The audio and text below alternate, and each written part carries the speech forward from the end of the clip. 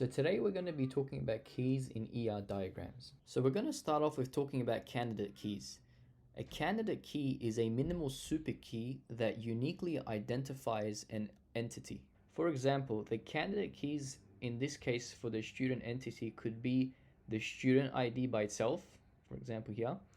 It could be the phone number, which we know is unique for everyone. It could be the email address, which again is unique for every student. And finally, you could use multiple attributes to uniquely identify an entity. So in this case, you could use the name, address, and date of birth combined, which would give you a unique identity over the student entity. And now we're going to be talking about a primary key. A primary key is a candidate key that has been chosen by the database designer to uniquely identify the entity.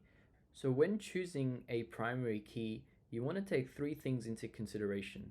One, you want a unique value for each instance of the entity. So these are all candidate keys and each one of them uniquely identifies the student entity. So we don't have to worry about that. Next, you want a non-changing value for the life of each entity instance. For instance, if we chose the phone number or the email address, this could potentially change over the time. So the student could change their phone number or they could change their email address. So these aren't good primary keys. Another thing that you don't want is a null value for each instance of the entity.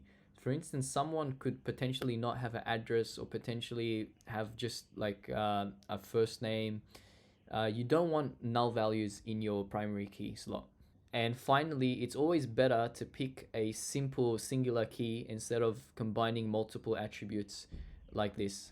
And so here, the best candidate to be a primary key is the student ID. And once you've identified your primary key, you just need to underline it like this in the ER diagram to identify it as the primary key.